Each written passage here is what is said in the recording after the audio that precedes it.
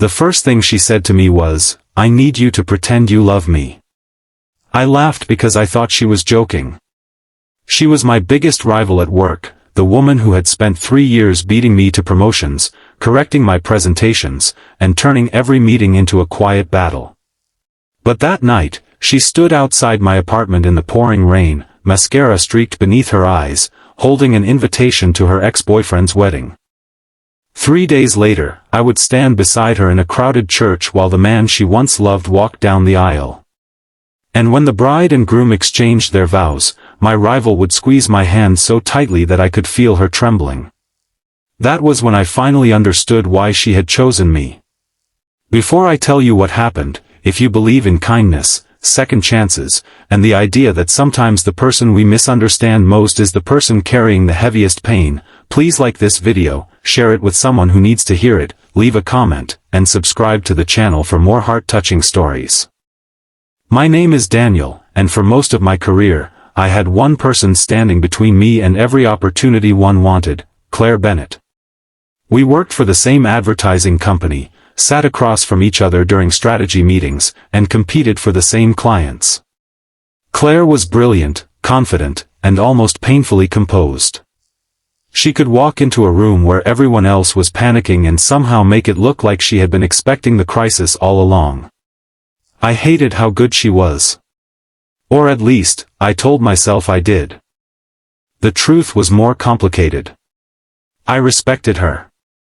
I admired her discipline. But admiration is difficult when it keeps reminding you that someone else is better at the things you desperately want to be good at. Whenever I won a client, Claire congratulated me with a smile that never quite reached her eyes. Whenever she won one, I pretended not to care. Then came the promotion we had both been fighting for. It was the biggest account our company had ever handled, and whoever led it would almost certainly become the next creative director. I had spent months preparing for it. Claire had too. We became even more competitive, staying late at the office, sending revisions at midnight, and quietly measuring every success against the other. Then, on a Thursday evening, she knocked on my apartment door. She wasn't wearing her usual perfect suit. Her hair was wet from the rain, and her hands were shaking. She looked exhausted rather than angry. She handed me an invitation. I opened it and saw the name of her ex-boyfriend, Ethan, printed beside the name of his bride. Claire told me she had been invited to the wedding, and she couldn't face going alone. Her parents would be there. Her co-workers would be there. Ethan's friends would be there. Everyone knew they had once been together, and everyone would be watching her. Then she asked me to be her date. I thought it was some strange attempt to gain an advantage at work. Maybe she wanted Ethan jealous. Maybe she wanted to prove she had moved on. Maybe she simply wanted to make me uncomfortable. So I agreed, mostly because I wanted to understand what she was planning. The next morning at work, Claire acted as though nothing had happened. She was cold, focused, and professional. But during lunch, I noticed her staring at the wedding invitation inside her desk drawer. There was something written on the back. 3 words. Please don't let me go alone. I didn't mention that I had seen them. Over the next few days, Claire and I began practicing the strange performance we had agreed to give. We decided we would pretend we had been dating for several months. We created a believable story about how we met outside the office and slowly fell for each other. We even agreed on small details so nobody would suspect anything. But the more time I spent around Claire, the more I realized that I knew almost nothing about her. I knew her professional habits. I knew how she took her coffee. I knew she hated being late. I knew she always carried peppermint candies in her bag. I didn't know that she kept an old photograph of her grandmother in her wallet. I didn't know she visited her father every Sunday after his stroke. I didn't know she had once planned to marry Ethan. And I certainly didn't know why they had broken up. The night before the wedding, I found Claire sitting alone in the office after everyone had gone home. The building was nearly dark, and the city lights reflected across the windows. She finally told me the truth. Ethan hadn't left her for another woman. Claire had left him. Years earlier, Ethan had been offered a dream job across the country. Claire was also building her career, but she was terrified of losing everything she had worked for. She convinced herself that love could wait. Ethan eventually stopped asking her to come with him. Then, one evening, he proposed. Claire panicked. She told him she needed more time. Ethan gave her time. But she kept choosing work. Eventually, he stopped waiting. Claire confessed that she had spent years telling herself she had made the right decision. She became successful, respected, and independent. But every accomplishment felt strangely empty because she had no one to share it with. Then she received the wedding invitation. She wasn't going because she wanted Ethan back. She was going because she wanted to prove to herself that she could finally let him go. And she had chosen me because I was the only person she knew who understood what it was like to compete so hard that you forgot what you were competing for. I didn't know what to say. So I simply told her she wouldn't have to walk into that church alone. The next afternoon, I picked her up. She was wearing a simple blue dress, nothing extravagant. She looked beautiful, but more importantly, she looked frightened. When we arrived at the church, everyone turned. Whispers followed us down the aisle. Ethan saw us. For a moment, his expression changed. Surprise. Sadness. Then something that looked like acceptance. His bride, Emily, smiled warmly when she met us. She didn't seem jealous. Instead, she hugged Claire. That small gesture confused me. Then Emily whispered something in Claire's ear. Claire immediately started crying. I asked what she had said, but Claire shook her head. The ceremony began. I sat beside Claire as Ethan and Emily exchanged vows. Claire's hand rested in mine, and I could feel her fingers trembling. Then Ethan said something that made Claire close her eyes. He thanked Emily for teaching him that love wasn't about finding someone perfect. It was about finding someone willing to stay when life became difficult. Claire lowered her head. A tear fell onto her hand.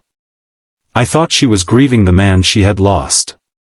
But then she leaned toward me and whispered that Ethan wasn't the reason she was crying. She was crying because she finally understood what she had done to herself. She had spent years believing that being strong meant never needing anyone.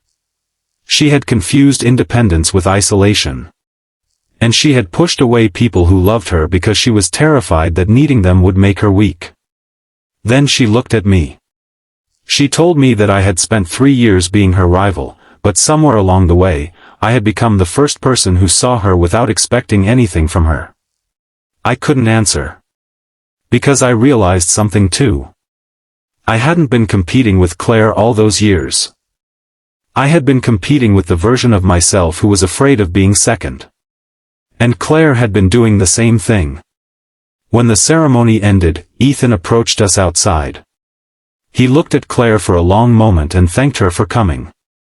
Then he looked at me and said that he had never seen her look as peaceful as she did that day. Claire smiled through her tears. For the first time, there was no competition in her expression. Only peace.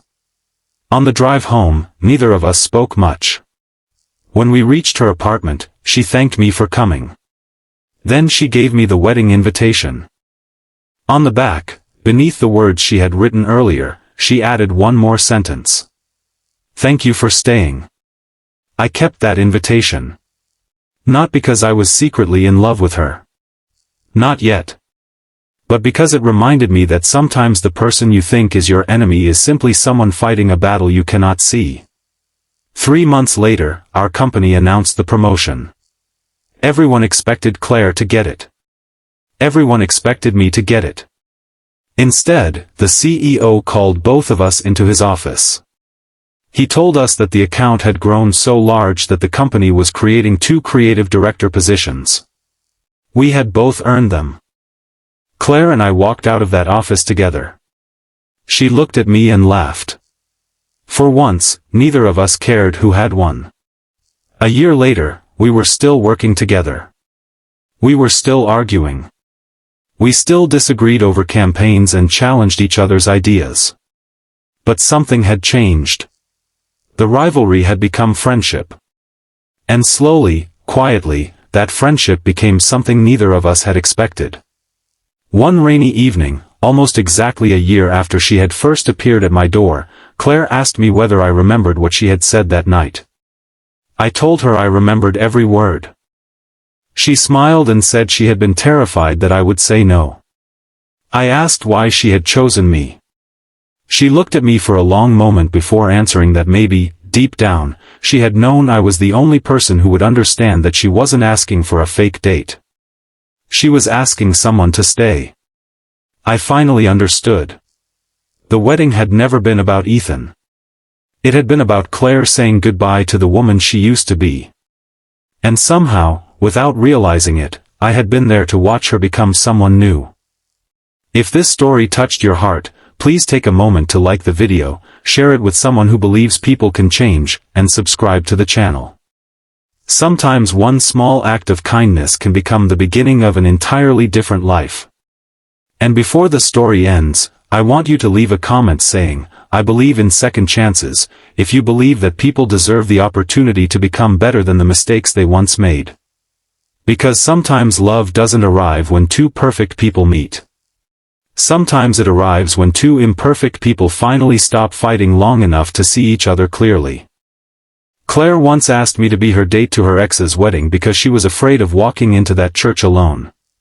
She didn't know that by asking me to stay for one night, she would eventually teach me how to stay for a lifetime. And maybe that is the greatest kind of second chance there is, not getting back what you lost, but finally becoming the person who knows how to appreciate what you have. The end.